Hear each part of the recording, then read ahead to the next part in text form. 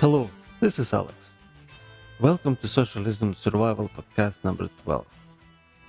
And in this week, it is part 2 on socialism and religious freedom. Part 3 and 4 may follow as well in the future. But we'll see first how much information will fit in this show. Let's do some virtual housekeeping and community organizing.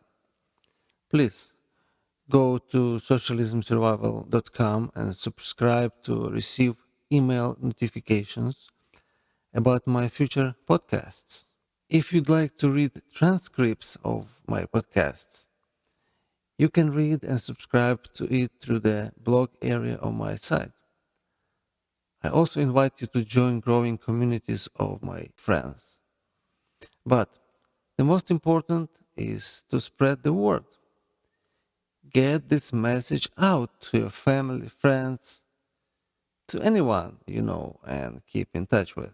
Well, this is Hanukkah week, and I wish Happy Hanukkah to all my Jewish and Messianic friends and to all my listeners who celebrate this holiday. Well, even if you're a Christian and getting ready for Christmas, just please remember that Jesus too celebrated Hanukkah.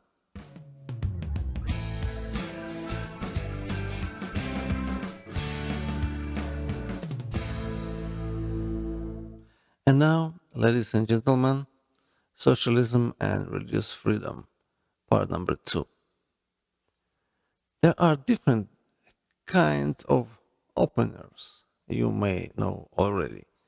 Bottle opener, tin opener, jar opener, and Hey, Alex, what it has to do with religious freedom? hold on, let me introduce myself. Eyes opener. No, I don't have any magic tool for eye opening. Therefore, some eyes like stained glass eyes of house speaker will never be opened. But I have the truth, and as it is written, you shall know the truth, and the truth shall make you free. Free from blindness, bondage, which being imposed by communists with their atheistic propaganda held captive not only Soviet people, but whole world, including America.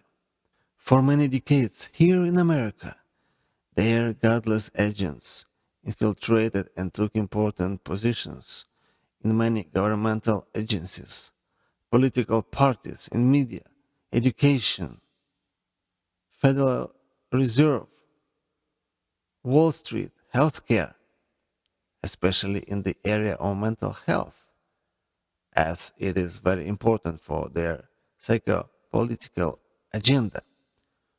Overdrugged American population depends more on FDA-approved drug dealer than on God, the healer. American socialists did a lot of damage while neutralizing Judeo-Christian values, using pseudoscience to convince people that man's knowledge of human problems and his solutions are equal or superior to God's knowledge and his solutions. Sounds familiar? Yes, the same old serpent from Genesis chapter 3.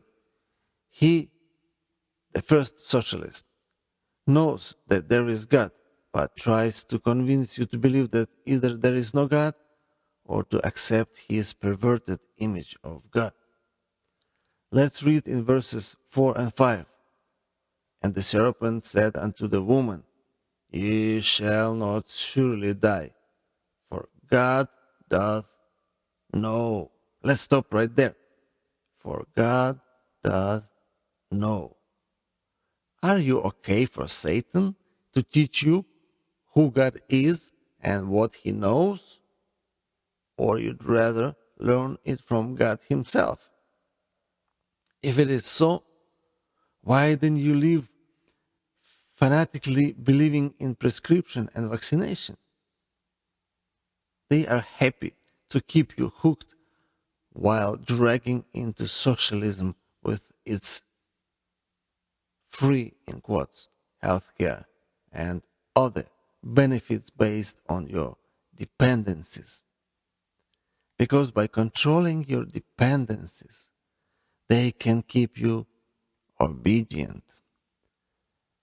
And when they have enough obedient people, then they will show their true face by separating you from your possessions and your freedoms, including religious freedom.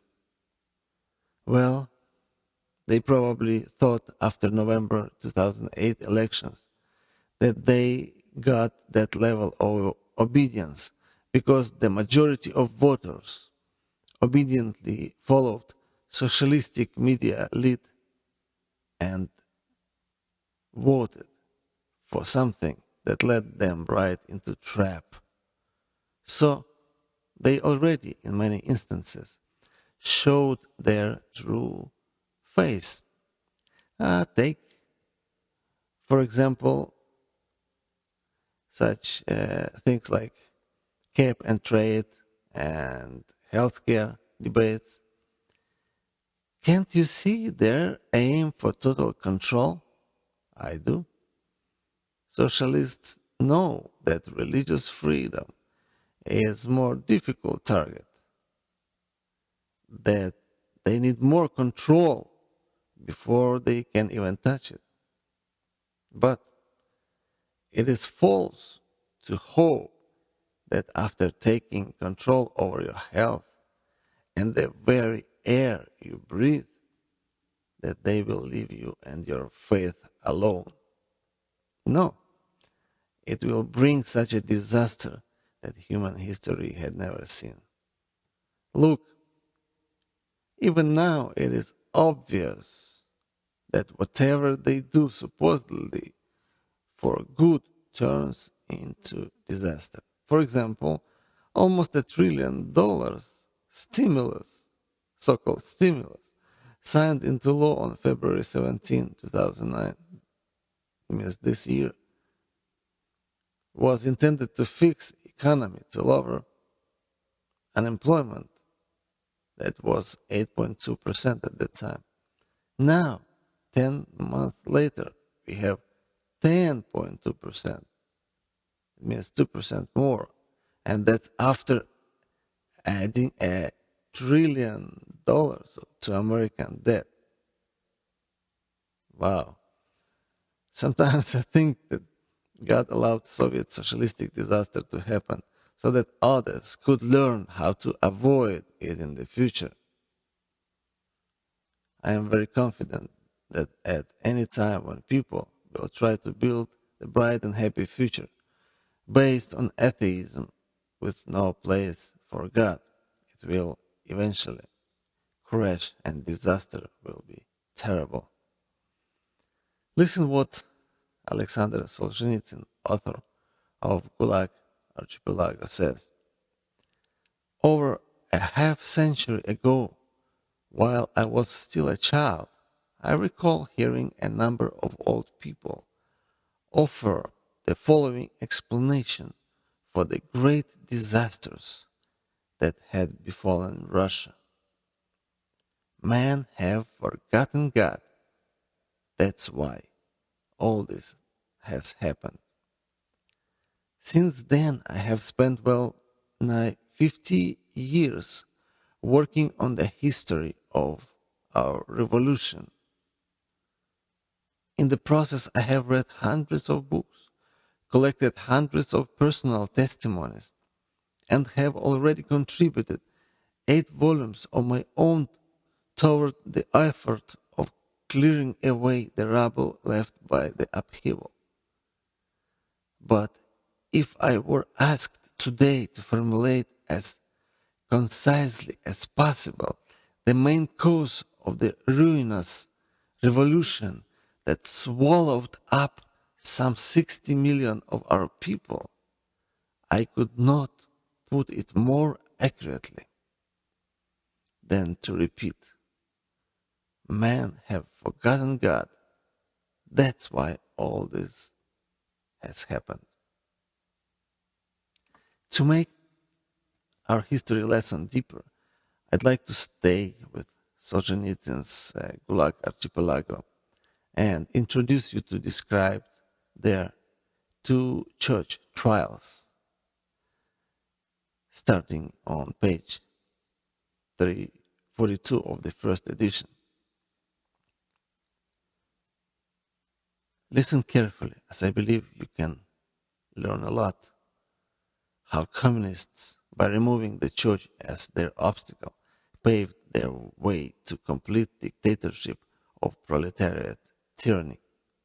Keep in mind that I'm using just selected quotes, and for full text and understanding of some names and places, you need to go to the original, which you can either find in libraries or you can buy your own copy of Gulag Archipelago.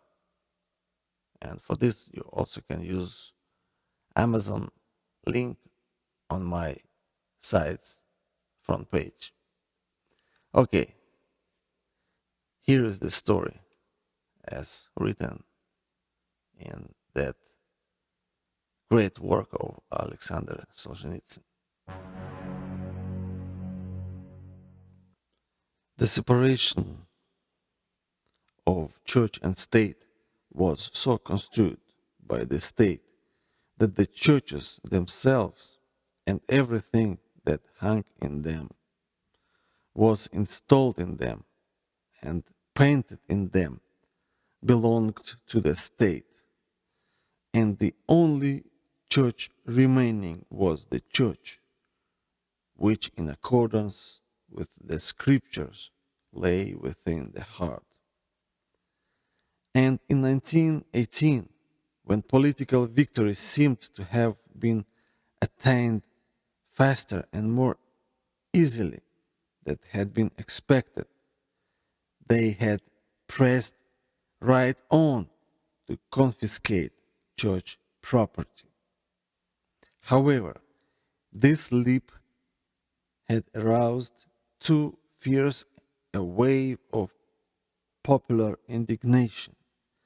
In the heat of the Civil War, it was not very intelligent to create, in addition, an internal front against the believers, and it proved necessary to postpone, for the time being, the dialogue between the communists and the Christians.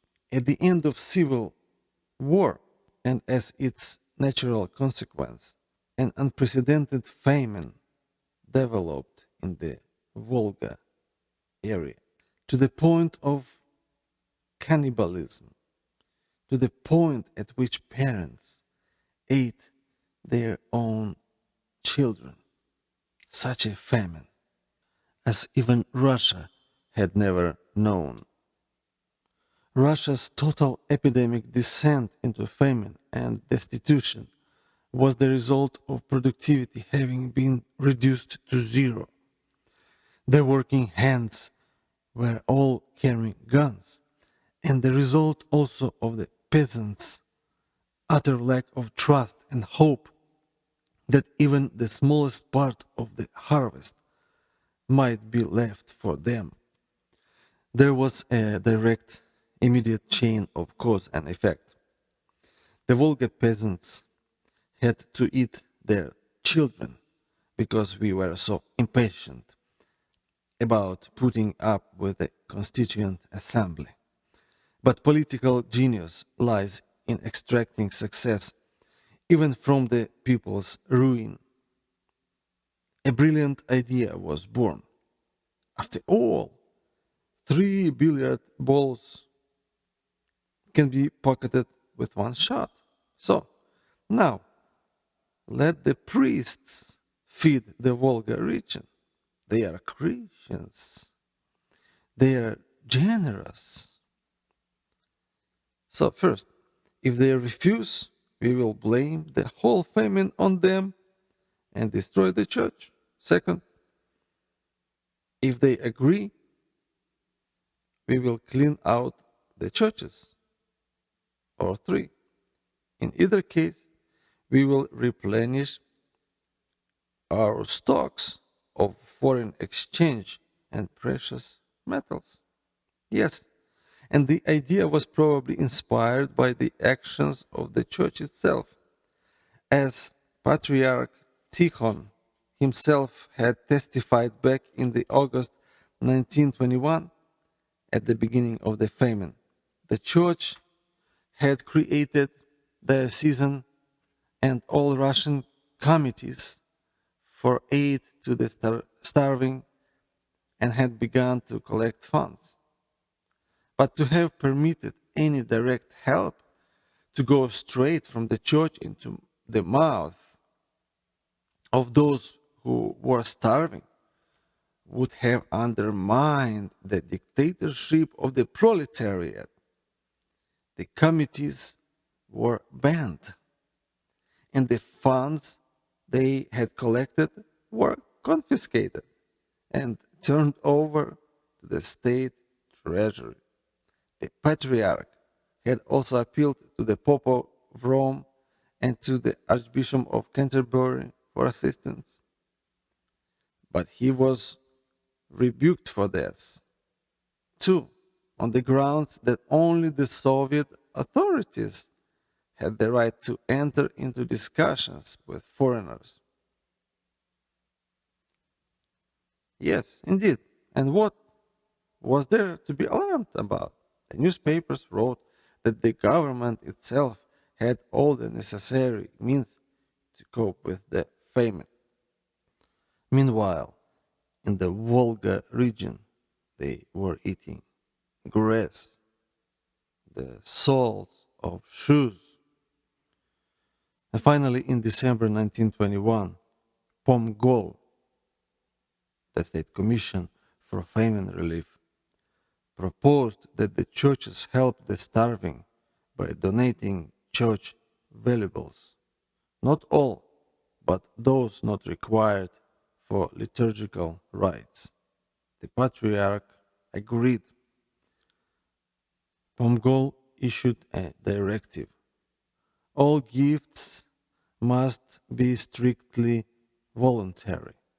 On February 1922, the Patriarch issued a pastoral letter permitting the parish councils to make gifts of objects that did not have liturgical and ritual significance.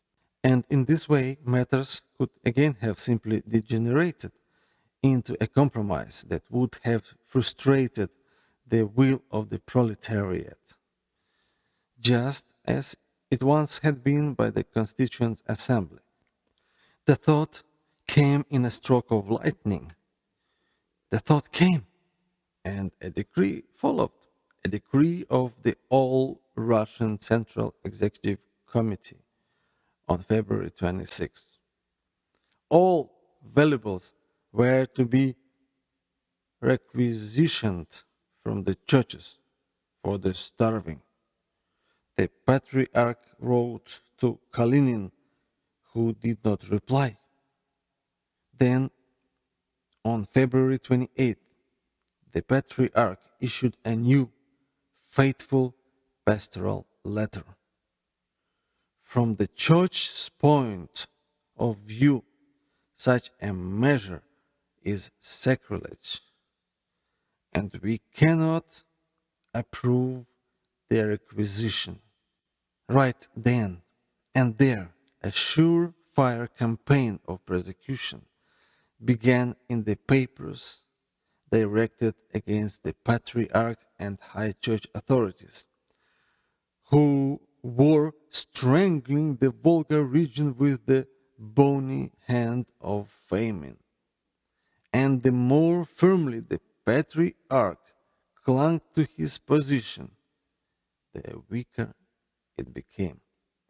In March a movement to relinquish the valuables, to come to an agreement with the government, began even among the clergy.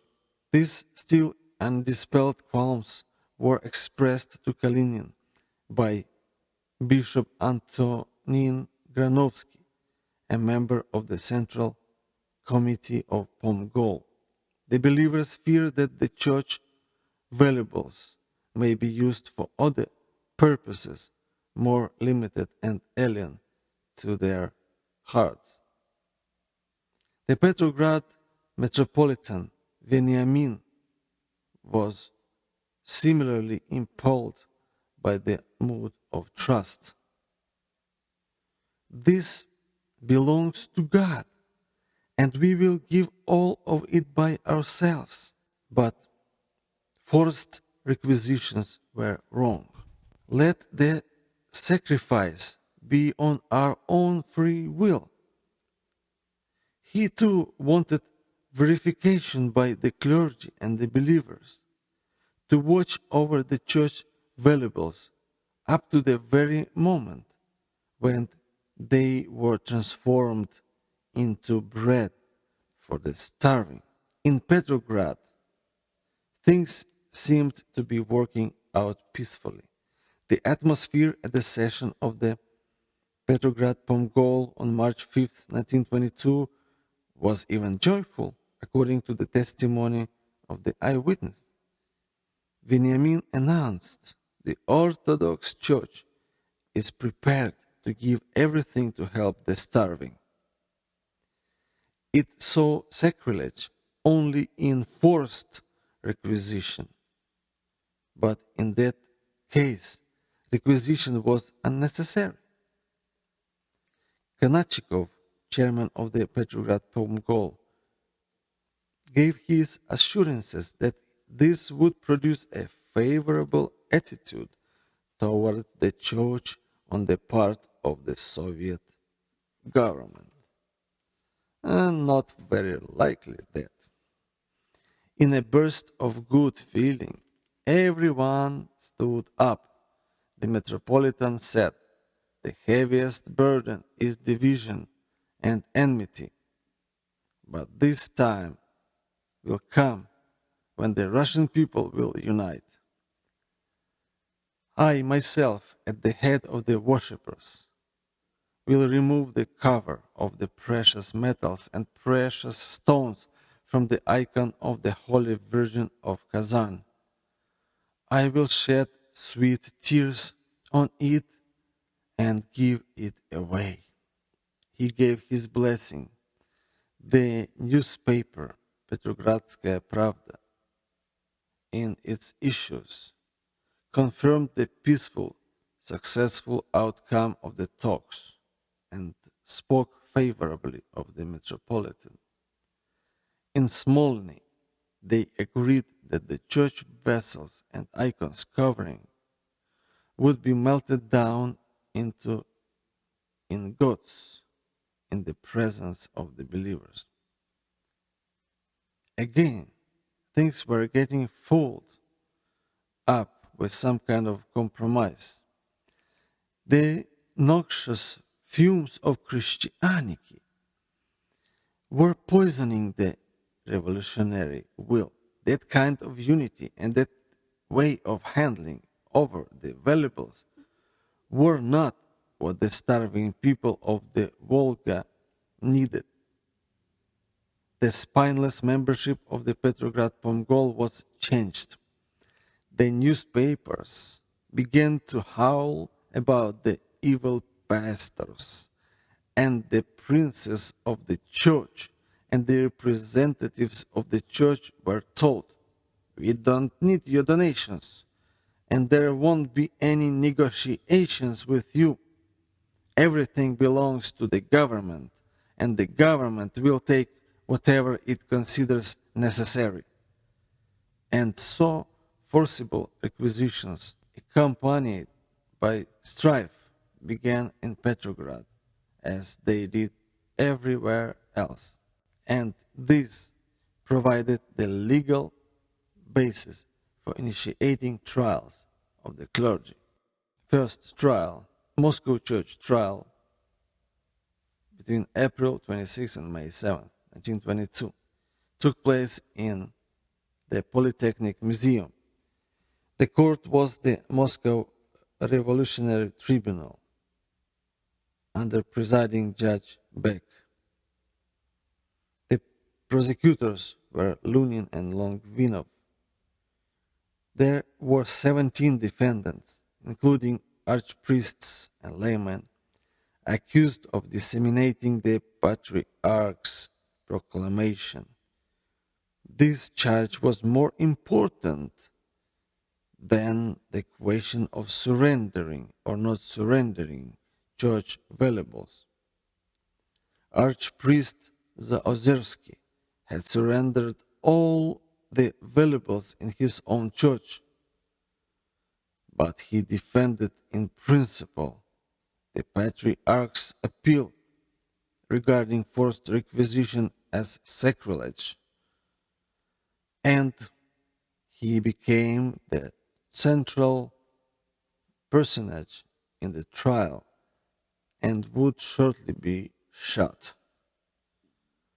All of which went to prove that what was important was not to feed the starving, but to make use of a convenient opportunity to break the back of the church. On May 5th, Patriarch Tikhon was summoned to the tribunal as a witness.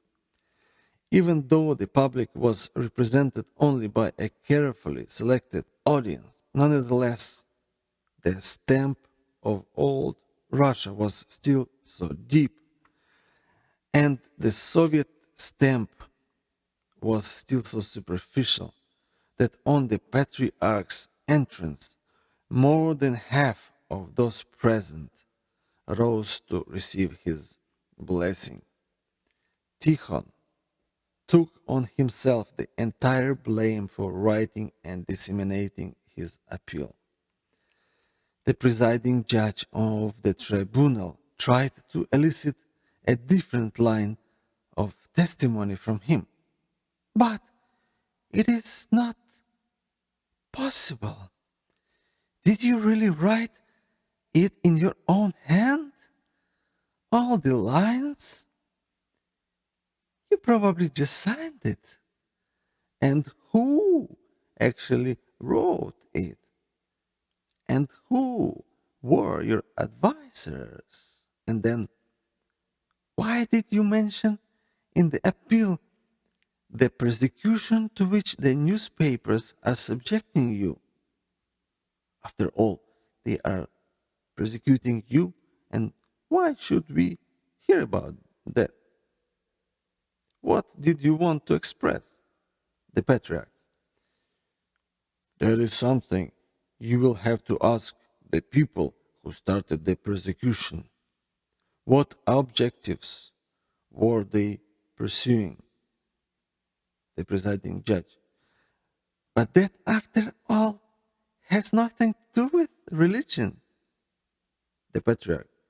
It has historical significance. The presiding judge. Referring to the fact that the decree was published while you were in the midst of talks with Pomgol, you used the expression behind your back? The Patriarch. Yes. Presiding judge. You therefore consider that the Soviet government acted incorrectly? A crushing argument. It will be repeated 1,000,000 times more in the night-time offices of interrogators.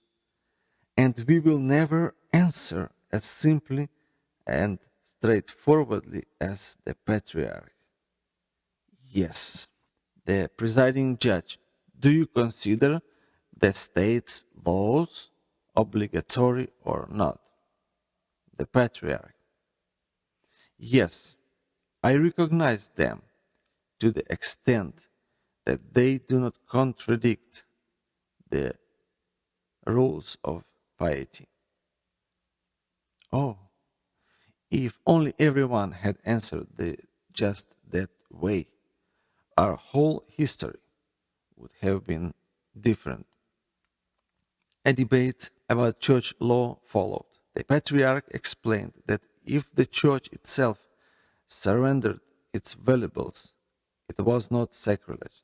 But if they were taken away against the church will, it was. His appeal had not prohibited giving the valuables at all, but had only declared that seizing them against the will of the church was to be condemned. But that's what we wanted, expropriation against the will of the church. Comrade Beck, the presiding judge, was astounded. Which in the last analysis is more important to you? The laws of the church or the point of view of the Soviet government? The expected reply, the Soviet government. Very well, so it was sacrilege according to the laws of the church, exclaimed the accuser. But what was it from the point of view of mercy? For the first and last time for another 50 years, that banal word mercy was spoken before a tribunal. Then there was a philological analysis of the word святотатство, which means sacrilege, derived from sviato, meaning holy, and tat means thief, the accuser. So that means that we, the representatives of the Soviet government, are thieves of holy things. A prolonged uproar in the hall, a recess. The accuser. So you call the representatives of the Soviet government, the All-Russian Central Executive Committee, thieves? The patriarch. I am citing only church law. Then there is a discussion of the term blasphemy. While they were requisitioning the valuables from the Church of St. Basil the Great of Caesarea, the icon cover would not fit into a box, and at that point they trampled it with their feet. But the patriarch himself had not been present. The accuser. How do you know that? Give us the name of the priest who told you that, in brackets, and we will arrest him immediately. The patriarch does not give the name. That means it was a lie. The accuser presses on triumphantly. No, who spread that repulsive slander? The presiding judge. Give us the names of those who trampled the icon cover. One can assume that after doing it, they left their visiting cards. Otherwise, the tribunal cannot believe you. The patriarch cannot name them. The presiding judge. That means you have made an unsubstantiated assertion. It still remained to be proved that the patriarch wanted to overthrow the Soviet government. And here is how it was proved. Propaganda is an attempt to prepare a mood preliminary to preparing a revolt in the future. The tribunal ordered criminal charges to be brought against the patriarch. On May 7th, sentence was pronounced. Of the 17 defendants, 11 were to be shot. They actually shot 5. As Krylenko said, we didn't come here just to crack jokes. 1 week later, the patriarch was removed from the office and arrested. But this was not the very end. For the time being, he was taken to the Donskoy monastery and kept there in strict incarceration, so that the believers would grow accustomed to his absence. 2 weeks after that, the Metropolitan Veniamin was arrested in Petrograd. He had not been a high official of the church before the revolution, nor he had been even appointed. like almost all metropolitans. In the spring of 1917, for the first time since the days of ancient Novgorod the Great, they had elected a metropolitan in Moscow and in Petrograd. A gentle, simple, easy, accessible man, a frequent visitor in factories and mills, popular with the people and with the lower clergy. Veniamin had been elected by their votes. Not understanding the times, he had seen as his task the liberation of the church from politics, because it had suffered much from politics in the past. This was the metropolitan who was tried in the Petrograd church trial from June 9th till July 5th, 1922. The defendants, charged with resisting the requisition of church valuables, numbered several dozen in all, including a professor of theology and church law, archimandrites, priests, and laymen. Out on Nevsky Prospect and at the Nevsky turnoff, a dense crowd waited every day of the trial, and when the metropolitan was driven past, many of them knelt down and sang, "Save, O Lord, thy people." It goes without saying that they arrested overzealous believers right on the street and in the court building also. Most of the spectators in the court were Red Army men, but even they rose every time the metropolitan entered in his white classical hood. Yet the accuser and the tribunal called him an enemy of the people. Let us note that this term already existed. From trial to trial, things closed in on the defense lawyers, and their humiliating predicament was already very apparent. The tribunal roared out a threat to arrest Bobrishev's Pushkin himself, the principal defense lawyer, and this was already so in accord with the spirit of the times, and the threat was so real that Bobrishev Pushkin made haste to hand over his gold watch and his billfold to lawyer Gorovich. And right then and there, the tribunal actually ordered the imprisonment of a witness, Professor Yegorov, because of his testimony on behalf of the metropolitan. As it turned out, Yegorov was quite prepared for this. He had a thick briefcase with him in which he had packed food, underwear, and even a small blanket. The reader can observe that the court was gradually assuming forms familiar to us. Metropolitan Veniamin was accused of entering with evil intent into an agreement with the Soviet government, no less, and thereby obtaining a relaxation of the decree on the requisition of valuables. It was charged that his appeal to Pomgol had been maliciously disseminated among the people, samizdat, self-publication, and he had also acted in concert with the world bourgeois. Priest Krasnitsky, one of the principal living church in the brackets, living church schismatics, and GPU collaborator, testified that the priests had conspired to provoke a revolt against the Soviet government on the grounds of famine. The only witnesses heard were those of the persecution. Defense witnesses were not permitted to testify.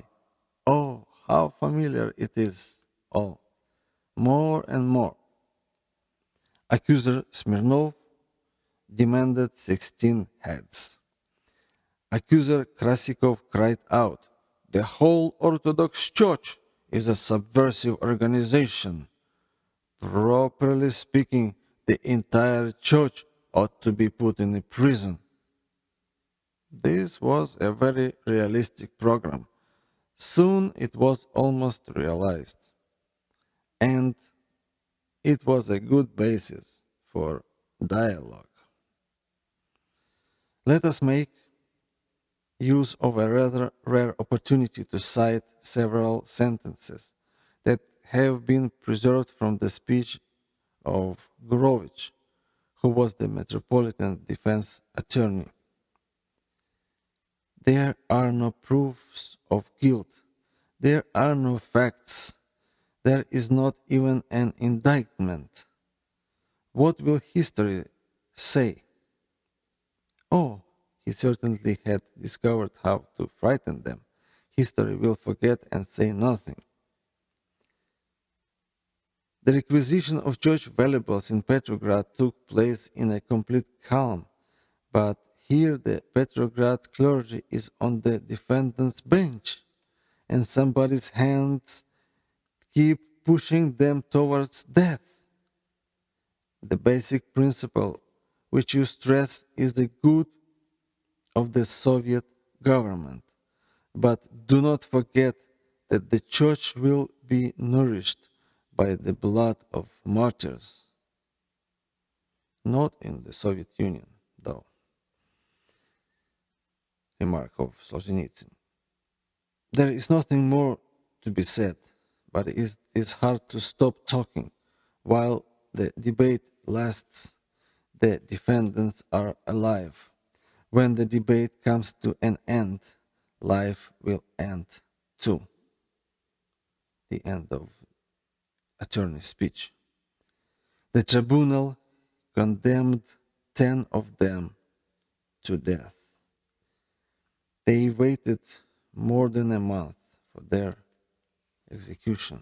And after that, the All-Russian Central Executive Committee pardoned 6 of them, and 4 of them, the Metropolitan Veniamin, the Archimandrite Sergius, a former member of State Duma, Professor Olo Y.P. Novitsky, and the barrister Kovsharov, were shot on the night of August 12 and 13.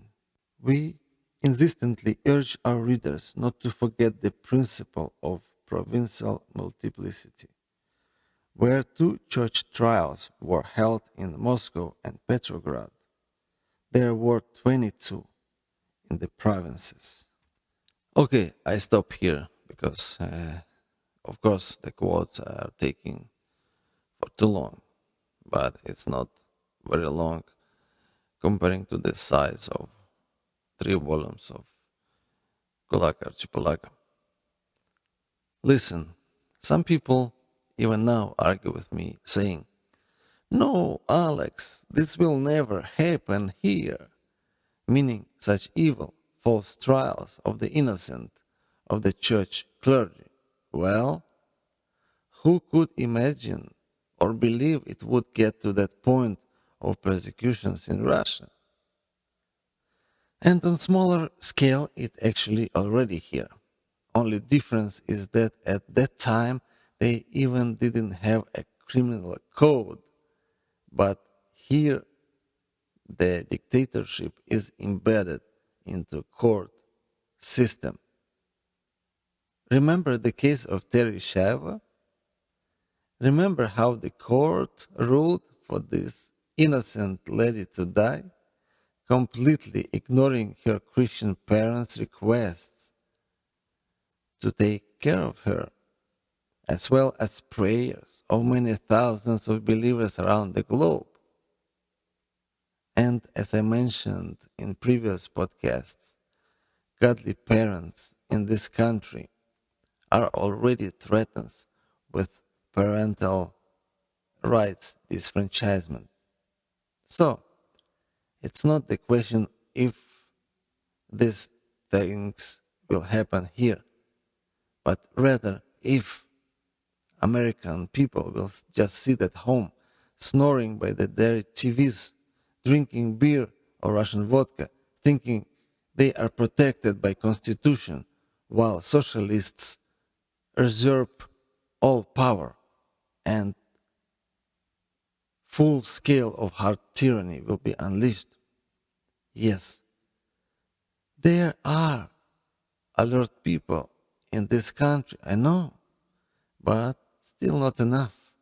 We need to have people waking up and converted into our faith of life, liberty, and pursuit of happiness.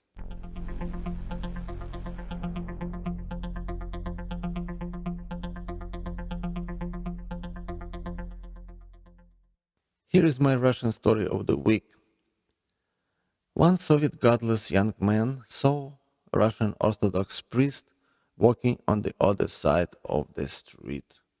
He crossed the street and slapped priest's cheek, citing from the Luke 6:29 that he has to offer him also other side of his face.